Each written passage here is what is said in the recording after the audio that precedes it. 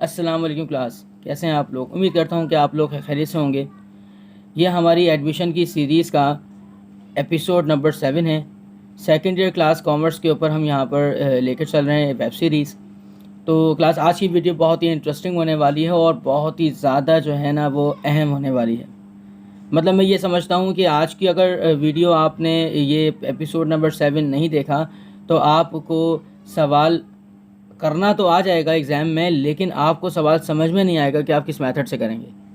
वो बहुत सारे स्टूडेंट्स की क्वेरी मेरे पास आ रही थी कि सर आपने हमें मेथड्स तो ज़रूर सिखा दिए कि 5 मेथड होते हैं, परचेज मेथड, सफिशेंट और bonus method, goodwill, benefit method. ये तमाम मेथड अल्हम्दुलिल्लाह अच्छे तरीके से समझ में आए, लेकिन सर एग्ज़ाम्स के अंदर जब हम लोग यहाँ पर उन केसेस को सॉल्व करते हैं या रिक्वायरमेंट साइट देखते हैं तो वहाँ पर हमें काफ़ी समझने मुश्किल होती है कि हम कौन सा मेथड या कौन सा मेथड लेके चलें, गुडविल लेके चलें, बोनस लेके चलें। अगर पेपर में पहले से बता दिया जाता है रिक्वायर्ड में कि बोनस मेथड है तो हम आराम से कर लेते हैं, लेकिन अगर पेपर में ये चीज़ ना बताई जाए कि ये बोनस मेथड है या ये गुडविल मेथड है या परचेज मेथड, तो हम किस तरह से आइडेंटिफाई करें। तो इसके लिए मैंने आपकी आसानी के लिए कुछ एक यहाँ पर एक थोड़ी सी मेहनत की कि एक आपको एक पेपर बना कर दे दिया जाए जिसमें आप अंदाज़ा लगा सकें एडमिशन के सवाल में कि अब कौन सा केस यहाँ पर अप्लाई होता है सवाल के अंदर। तो फिर बाकायदा हम आगाज़ करते हैं अपने इस identification of cases in admission का। तो सबसे पहले क्लास यहाँ पर हमें ए पॉइंट पर नज़र आ रहा है कि परचेज मेथड अगर आपके पास आ जाता है तो आप इसको कैसे पहचानेंगे। The word purchase appear in the question, पहला पॉइंट। और दूसरा पॉइंट है द वर्ड बाय और bought appear in the question. यानी अगर सवाल आपके पास आता है परचेज मेथड का तो रिक्वायरमेंट में जो आपको केस दिया जाएगा उसमें अगर परचेज का वर्ड नज़र आता है या बाय, बॉट, इस तरह के अल्फाज अगर आपको नज़र आते हैं तो वो मेथड आप परचेज से करेंगे। इसके अलावा अगर आपके पास सफिशेंट कैश के हवाले से कोई सवाल आता है तो उसमें the word sufficient cash appear in the question, तो ये सवाल के अंदर सफिशेंट का वर्ड आपको ज़रूर नज़र आएगा। तो आपने ये समझ लेना कि सफिशेंट मेथड से सवाल चलेगा। इसके बाद तीसरा हम यहाँ पर समझते हैं कि बेनिफिट मेथड को इस्तेमाल यहाँ पहचानने का सही तरीकाकार क्या है और हम किस तरह आइडेंटिफाई करें। तो उसमें लिखा है तो total capital of the firm after admission is given in the question. तो सवाल में ये चीज़ गिवन की जाएगी कि आपके पास total capital of the firm क्या है। अब हम बोनस मेथड के ऊपर बात करते हैं।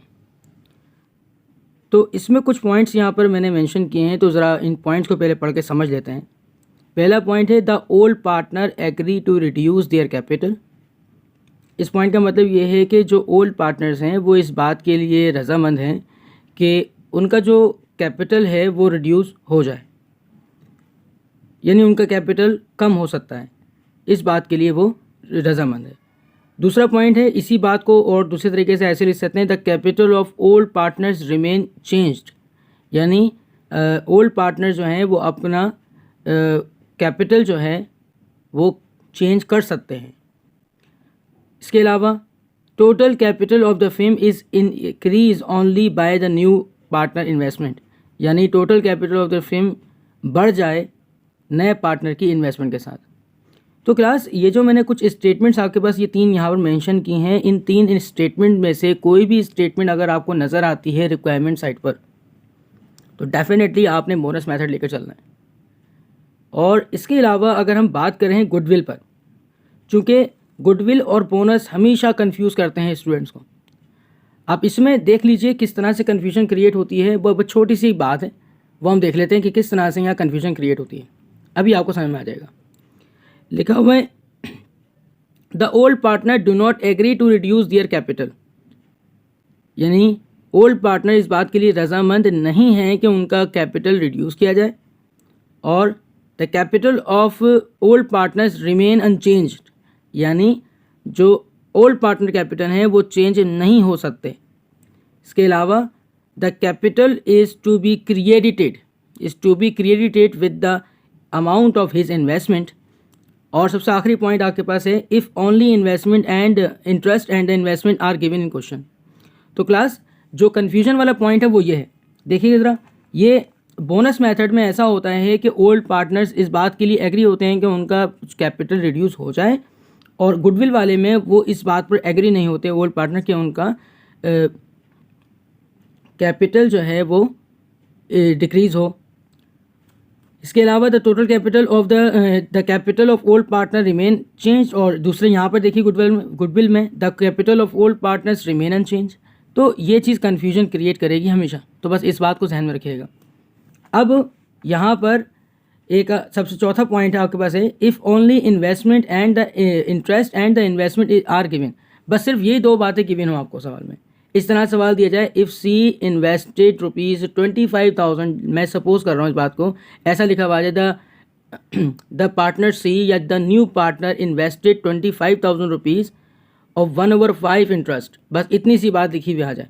आगे ऐसा कोई स्टेटमेंट जो यहाँ मैंने लिखी है इतनी सारी, ऐसी कोई स्टेटमेंट वहाँ ना लिखी हो, तो आपने सिंपली उस सवाल को गुडविल मेथड से स्टार्ट कर देना है। जैसे जैसे आप आगे बढ़ते जाएंगे आपको अंदाज़ा हो जाएगा कि हाँ ये सवाल किस तरफ जा रहा है, और आप इसको कवर अप कर लेंगे, ठीक है। क्योंकि जितनी आप प्रैक्टिस इस चीज़ की करके जाएंगे तो इंशाल्लाह आपको ये चीज़ प्रॉब्लम क्रिएट नहीं करेगी। ओके क्लास, तो इसको हम प्रैक्टिकली थोड़ा सा एक दफ़ा और एलिबरेट कर लेते हैं कि आपके पास जब एग्ज़ाम में सवालात आते हैं तो कैसे आइडेंटिफाई करें। सही क्लास, तो एक दफ़ा हम यहाँ प्रैक्टिकल एग्जाम्पल लेके देखते हैं। जितना भी मैंने आपको अभी इस पेपर पे आइडेंटिफिकेशन का तरीकाकार बताया उसको अप्लाई कैसे करना है या उसको समझना कैसे है, मैंने उसके लिए सामने एक सवाल आपके पास रख दिया है।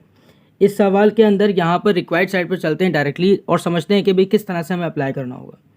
क्लास देखें, इसका सबसे ये जो ए रिक्वायर्ड है उसमें लिखा हुआ है Razia invested cash 1 lakh rupees of 1/3 interest in the capital of new fame. यानी ये इसमें हमें सिर्फ और सिर्फ इन्वेस्टमेंट दी गई और हमें सिर्फ और सिर्फ इंटरेस्ट गिवन हुआ, और इसके अलावा और कोई बात इन्होंने नहीं की। हम अपना सवाल इस तरह के केस में हम गुडविल से स्टार्ट लेंगे।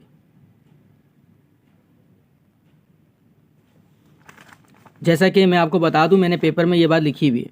देखिए क्लास, मैंने पेपर में ये बात इस तरह से मेंशन की है कि गुडविल मेथड, उसमें देखें लिखा हुआ है if only interest and the investment are given, तो आपने गुडविल मेथड लगाना है। एक और समझ लेते हैं। अगली रिक्वायर्ड देखिए, यहाँ पर अगली रिक्वायर्ड में आपके पास लिखा हुआ है कि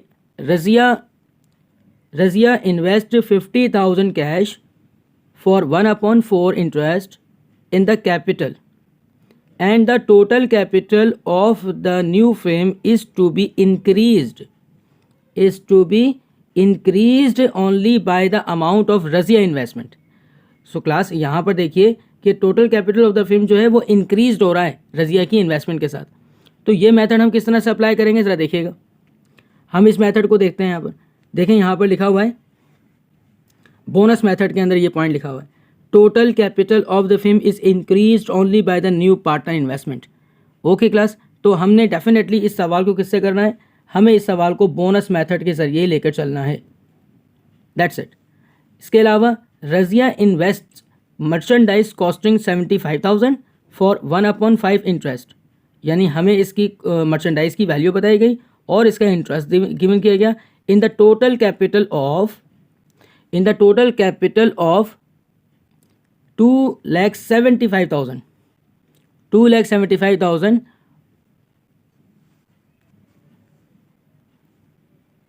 of the new fame. Class ज़रा ध्यान दीजिएगा, हमें इस केस के अंदर टोटल कैपिटल ऑफ ₹275,000 मिल चुका। बेनिफिट मेथड हम लेकर चलेंगे। बेनिफिट मेथड में देखिए, यहाँ बेनिफिट मेथड में लिखा हुआ है मैंने, total capital of him after admission is given in question. सवाल के अंदर आपको total capital of the film की वैल्यू आफ्टर एडमिशन दी जाएगी, तो आपने बेनिफिट मेथड लेके चलना है। बेनिफिट मतलब आपने उस मेथड में गुडविल और एंड बोनस दोनों निकालने होते हैं। ओके क्लास, अब हम नेक्स्ट के ऊपर लेके चलते हैं बात को। देखिए यहाँ पर डी पॉइंट पे क्या लिखा हुआ है।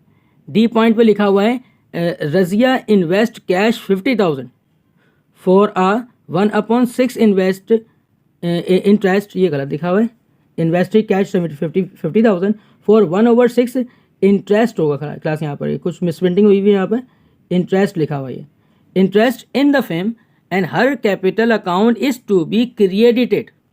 क्लास ध्यान दीजिएगा, her capital account is to be credited with the entire amount of her investment, यानी जो कैपिटल है वो क्रेडिटेड हो चुका, बढ़ चुका। तो क्लास यहाँ देखिए, यहाँ पर लिखा हुआ है द गुडविल मेथड के अंदर हम देखते हैं इसको। गुडविल मेथड में ये पॉइंट लिखा हुआ है the capital is to be credited with the amount of his investment. तो क्लास क्रेडिटेड का वर्ड जो आपके पास यहाँ पर सवाल में था यहाँ पर भी मौजूद है, तो गुडविल मेथड आपको लेकर चलना है। अब हम यहाँ पर एक और चीज़ समझते हैं, एक और चीज़ देखते हैं। ये जो अभी हमने तीसरा वाला मेथड था, ये हमने इसको बेनिफिट पे लेके जाना है, और इसके अलावा ये जो सवाल हमारा बना है ये गुडविल पर है। इस तरह से क्लास पेपर में सवाल आता है और समझना होता है, तब जाके जो है ना हम एक मेथड लगा पाते हैं। थोड़ी सी बस इसमें मेहनत चाहिए आपको, आपकी लगन चाहिए। आपने अगर मेरे तमाम एपिसोड को अच्छे तरीके से देखा है तो डेफिनेटली आप यहाँ पर ये सवाल अटैम्प्ट करके आएंगे इसको अपने पेपर्स में, और इंशाल्लाह आप बिल्कुल ठीक अटैम्प्ट करके आएंगे और अच्छे तरीके से करके आएंगे उसको। अब एक और चीज़ देखते हैं क्लास। देखिए मैंने एक और एग्जांपल आपके लिए निकाल के रखी है।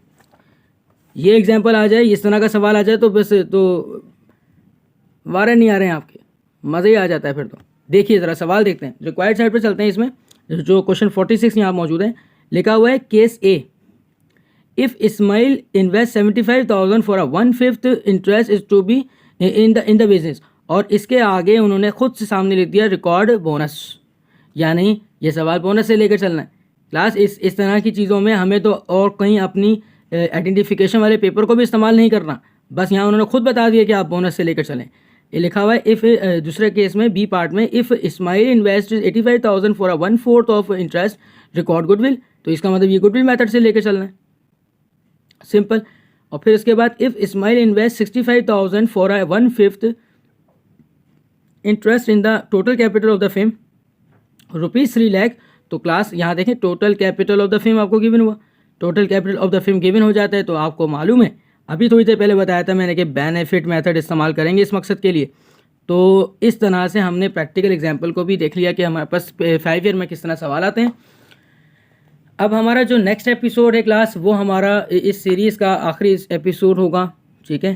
तो बस उस एपिसोड में बस हम ये करेंगे कि एक रफली सा कोई एक क्वेश्चन उठा लेंगे रैंडम वाइज, हम एक एडमिशन का सवाल उठा लेंगे 5 ईयर के हवाले से, कोई 5 ईयर में आया हुआ, या कोई भी रैंडम क्वेश्चन उठा लूँगा, इसमें सारे मेथड्स इस्तेमाल हो रहे होंगे, ठीक है, जो मुश्किल मेथड्स होते हैं, बस उनको एक दफ़ा और हम यहाँ पर समझ लेंगे, तो आपका ये सवाल जो है ना फिर रेडी हो जाएगा हमारे बोर्ड के पॉइंट ऑफ व्यू से, ठीक है।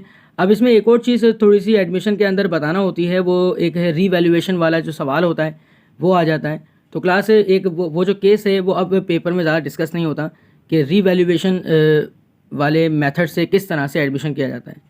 एक और पार्ट है जो हम स्किप कर रहे हैं, वो इसलिए स्किप कर रहे हैं क्लास के हमारे पास ज़्यादा पेपर के पॉइंट ऑफ व्यू से वो इंपॉर्टेंट नहीं है। यही 5 मेथड हैं जो मैंने आपको सिखाया, बस इन्हीं की सही से प्रैक्टिस कर लीजिए, इंशाल्लाह जो है ना आपका ये एडमिशन का सवाल पक्का जो है ना वो पेपर में जो है वो हल हो जाएगा, ठीक है क्लास। सो अब तक के लिए इस वीडियो में इतना ही। इसका मैं डिस्क्रिप्शन में लिंक ज़रूर दूंगा, आप इसको अपने पास जो है वो डाउनलोड करें और उसको अपनी कॉपी में ज़रूर पेस्ट कर लें, ताकि यह है कि आपको पेपर में आसानी रहे। कोई भी क्यूरी हो, कोई भी परेशानी, कोई मसला हो, आप कमेंट में ज़रूर मुझे बताएं, ठीक है। मेरा नंबर आपको जो है मेरे अबाउट में मिल जाएगा, वहाँ जाके नंबर निकालें, मुझे मैसेज कर रहे हैं आप, आपको जो पूछना है पूछें, ठीक है, मैं हाजिर हूँ। अब तक के लिए इतना ही। अल्लाह हाफिज़, अल्लाह ने के बाद।